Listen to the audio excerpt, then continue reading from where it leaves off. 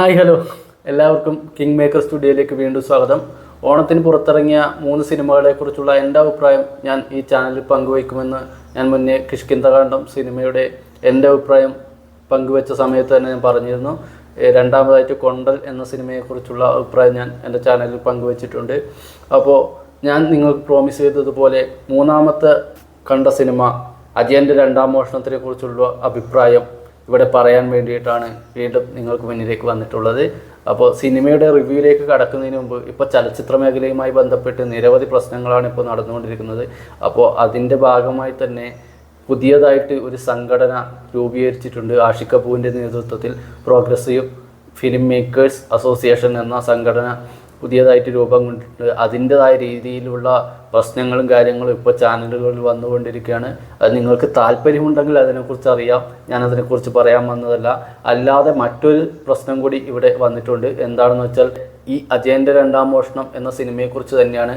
അതിൻ്റെ ഒരു theatre print വ്യാപകമായിട്ട് പ്രചരിച്ചുകൊണ്ടിരിക്കുകയാണ് എന്നും അതിൻ്റെ പേരിലുള്ള കേസും കാര്യങ്ങളൊക്കെ നടക്കുന്നുണ്ട്. എന്തിനാണ് ഇങ്ങനെ ഒരു സിനിമയുടെ തിയേറ്റർ പ്രിൻ്റ് പ്രചരിപ്പിച്ചുകൊണ്ടുള്ള കാര്യങ്ങൾ നടക്കുന്നത്? സിനിമ എന്ന് പറയുന്നത് നമുക്ക് തിയേറ്ററിൽ ഇരുന്ന് കാണാൻ വേണ്ടിയിട്ട് അവർ ഉണ്ടാക്കിയെടുത്തതാണ്. അത് നമുക്ക് ഈ സിനിമ അജയൻ്റെ രണ്ടാം മോഷണം ഒരിക്കലും നമുക്ക് മറ്റൊരു മാധ്യമം വഴി കാണാൻ പറ്റുന്ന ഒന്നല്ല എന്നാണ് എനിക്ക് പറയാനുള്ളത്. 3D ആണ്, 3D അല്ലാതെ 2D ഉണ്ട്. പക്ഷേ അതൊരു തിയേറ്റർ മെറ്റീരിയലാണ്. അത് എന്തു വന്നാലും നിങ്ങൾ സിനിമ തിയേറ്ററിൽ തന്നെ പോയി കാണണം എന്നാണ് എനിക്ക് പറയാനുള്ളത്. അപ്പോൾ നമുക്ക് അജയൻ്റെ രണ്ടാം മോഷണം എന്ന സിനിമയിലേക്ക് കടക്കാം. ആദ്യമേ പറയട്ടെ, ഞാൻ കണ്ടിട്ടുള്ളത് 3D അല്ല 2D ആണ്. ബേസിൽ ജോസഫിൻ്റെ അസിസ്റ്റൻറ്റും അസോസിയേറ്റുമായിട്ടുള്ള ജിതിൻ ലാൽ, നായകൻ ടോവിനോ തോമസ് എന്നിവരുടെ കൂട്ടുകെട്ടിൽ പുറത്തിറങ്ങിയ സിനിമയാണ് ഈ ARM അല്ലെങ്കിൽ അജയൻ്റെ രണ്ടാം മോഷണം എന്ന സിനിമ. ഈ സിനിമ മുത്തശ്ശി കഥകളൊക്കെ ഇഷ്ടപ്പെടുന്ന, മുത്തശ്ശി കഥകൾ എന്ന് പറഞ്ഞാൽ ഇനിയിപ്പോൾ തമാശയാവുമോ എന്നറിയില്ല, മുത്തശ്ശി കഥകൾ പോലെ പറഞ്ഞു പോകുന്ന സിനിമകളൊക്കെ കാണാൻ ഇഷ്ടപ്പെടുന്നവർക്ക് കുറച്ചുകൂടി ഇഷ്ടപ്പെടും. നമ്മുടെ ബേസിൽ ജോസഫിൻ്റെ തന്നെ സംവിധാനത്തിൽ ഒരുങ്ങിയ ഗോദ, മിന്നൽ മുരളി, കുഞ്ഞിരാമായണം തുടങ്ങിയ സിനിമകളെ നമ്മളെങ്ങനെ കാണുന്നു അതേ രീതിയിൽ ഒരു കെട്ടുകഥ എന്നുള്ള രീതിയിലേക്കാണ് സിനിമ വരുന്നത്. സിനിമ 3 കാലഘട്ടങ്ങളിലെ കഥകൾ പറഞ്ഞു പോകുന്നുണ്ട്. അങ്ങനെയുള്ള സിനിമകൾ, അതായത് നമുക്ക് പണ്ട് മുത്തശ്ശി പറഞ്ഞു തന്ന പോലുള്ള കുറച്ച് വീരന്മാരുടെയും കള്ളന്മാരുടെയും ഒക്കെ കഥകൾ പറഞ്ഞു പോകുന്ന കഥ കേൾക്കാൻ കുറച്ചും കൂടി അല്ലെങ്കിൽ കാണാൻ കുറച്ചും കൂടി താല്പര്യമുള്ള പ്രേക്ഷകർക്ക് നന്നായി ഇഷ്ടപ്പെടുന്ന രീതിയിൽ തന്നെയാണ് സിനിമ മേക്ക് ചെയ്തിട്ടുള്ളത്. ഈ സിനിമ മെയിനായിട്ടും ഒരു കള്ളൻ്റെ കഥയാണ് പറഞ്ഞു പോകുന്നത്. കള്ളൻ്റെ കഥ പറഞ്ഞു പോകുമ്പോൾ തന്നെ അതിന് ഒരു ഗ്രാമത്തിൻ്റെ ഭംഗി വളരെ നന്നായി കൊടുത്തിട്ടുണ്ട്.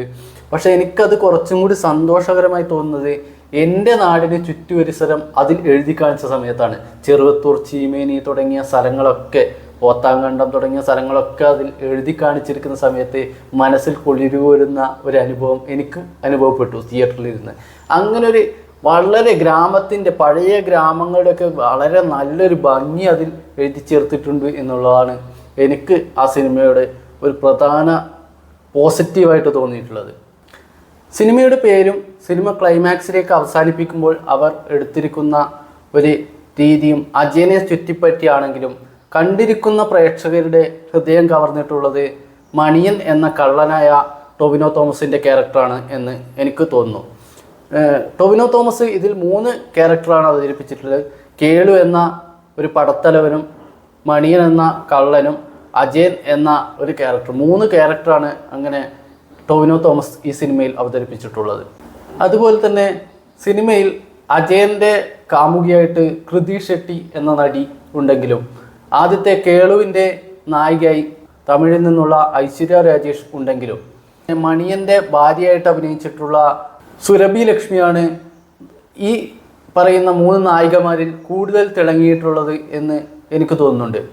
അല്ലാതെ സിനിമയിൽ പ്രധാന വേഷങ്ങളിൽ രോഹിണി, ജഗദീഷ്, ഹരീഷ് ഉത്തമൻ, ബേസിൽ ജോസഫ്, അജു വർഗീസ്, സുധീഷ്, നിസ്താർ, ശിവജിത്ത് പത്മനാഭൻ, പ്രമോദ് ഷെട്ടി തുടങ്ങിയവർ പ്രധാന വേഷങ്ങളിലെത്തുന്നു. കൽക്കി സിനിമയിലെ മിക്കവാറും അഭിനേതാക്കളൊക്കെ ഈ സിനിമയിലും വന്നു പോകുന്നുണ്ട്. അതിനുദാഹരണമാണ് ശിവജിത്ത് പത്മനാഭൻ എന്ന മല്ലനായിട്ട് വന്ന വ്യക്തിയൊക്കെ സിനിമയിൽ വന്നത്. എനിക്ക് മറ്റു ചില സിനിമകളോട് തോന്നിയ സിമിലാരിറ്റി ഉള്ള കുറച്ച് പോർഷൻസ് കൂടി ഞാൻ സിനിമയിൽ പറഞ്ഞു വെക്കാം. ബേസിൽ ജോസഫിൻ്റെ തന്നെ ഗോദയിലെ പഞ്ചാബിൽ നിന്നും അവർ സിനിമയിലെ നായകനും നായികയും ഒരു ബസ്സിൽ കയറിയുള്ള സീനുണ്ട്.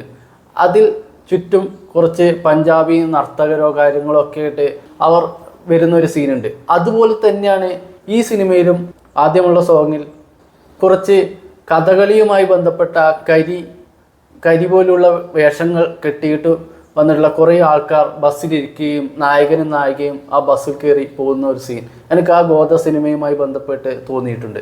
അല്ലാതെ ഹരീഷ് ഉത്തമനും കൂട്ടരും ഈ സിനിമയിലേക്ക് കടന്നു വരുന്നിട്ട് ഈ രണ്ടുപേരെ, അതായത് നായകനായ അജയനെയും ബേസിൽ ജോസഫിൻ്റെ ക്യാരക്ടറിനെയും വിളിച്ചുകൊണ്ട് കുറച്ച് സംഭാഷണങ്ങളുണ്ട്. ആ സമയത്തൊക്കെ എനിക്ക് മീശമാധവൻ എന്ന സിനിമയോട് കട്ട ക്ലീശ അടിക്കുന്നതായിട്ട് എനിക്ക് തോന്നിയിട്ടുണ്ട്. പക്ഷേ അത് ഫസ്റ്റ് ഹാഫിൽ തന്നെ അവിടെ തന്നെ തീർന്നു എന്നുള്ളതാണ് കുറച്ചും കൂടി എനിക്ക് സന്തോഷം നൽകിയത്.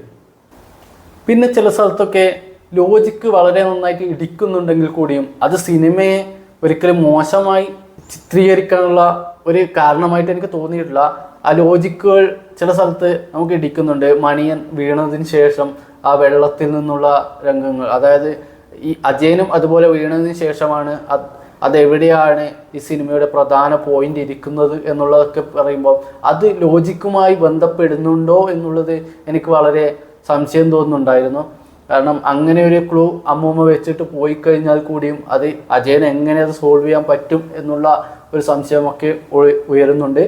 അല്ലാതെ പിന്നെയുള്ളത് കാലഘട്ടവും ആ സമയത്ത് ഉപയോഗിച്ചിരുന്ന പല കാര്യങ്ങളും ആ സിനിമയുടെ ഇതിലേക്ക് എനിക്ക് ചേരുന്നതായിട്ട് എനിക്ക് തോന്നിയിട്ടുണ്ടായിരുന്നില്ല. ഫസ്റ്റ് തന്നെ അജയൻ പറയുന്ന ക്യാൻഡിൽ ലൈറ്റ് ഡിന്നർ, അതൊക്കെ ആ കാലഘട്ടത്തിൽ അങ്ങനെ ഒരു വാക്ക് ഉപയോഗിക്കേണ്ട സാഹചര്യം പോലും ഉണ്ടായിട്ടുണ്ടോ എന്നുള്ളത് സംശയകരമാണ്. പക്ഷേ എങ്കിൽ കൂടിയും സിനിമ ടോട്ടലി നോക്കുകയാണെങ്കിൽ വളരെ നന്നായിട്ട് തന്നെ അവർ കൈകാര്യം ചെയ്തിട്ടുണ്ട്. അതുമാത്രമല്ല സിനിമ ഒരു ഫെസ്റ്റിവൽ മൂവി ആയിട്ട് തന്നെയാണ് നമ്മൾ കൺസിഡർ ചെയ്യേണ്ടത്. ഈ ഓണത്തിന് ഡെഫിനറ്റ്ലി കണ്ടിരിക്കാൻ പറ്റുന്ന ഒരു സിനിമയാണ് അജയൻ്റെ രണ്ടാം മോഷണം. എല്ലാവരും തിയേറ്റർ പ്രിൻറ്റുകളോ മറ്റുള്ള മേഖലകളിലോ കാണാതെ മുഴുവനായി തിയേറ്ററിൽ വന്നിട്ട് തന്നെ സിനിമ കാണാൻ വേണ്ടിയിട്ട് എല്ലാവരും ശ്രദ്ധിക്കുക എന്നുള്ളതാണ് എനിക്ക് ഈ സിനിമയെ ബന്ധപ്പെട്ടിട്ട് പറയാനുള്ളത്. അപ്പോൾ ഇനി അടുത്ത ഒരു സിനിമയെക്കുറിച്ചുള്ള റിവ്യൂ ഞാൻ പറയുന്നത് വരെ സ്റ്റിൽ ഈ ചാനൽ സബ്സ്ക്രൈബ് ചെയ്യുക, ലൈക്ക് ചെയ്യുക. എൻ്റെ അഭിപ്രായങ്ങൾക്ക് എതിരഭിപ്രായം ഉണ്ടെങ്കിൽ നിങ്ങൾ താഴെ കമൻറ്റായി രേഖപ്പെടുത്തുക എന്നുള്ളതാണ് എനിക്ക് പറയാനുള്ളത്. അപ്പോൾ എല്ലാവർക്കും അടുത്ത വീഡിയോ കാണുന്നവരെ ഗുഡ് ബൈ.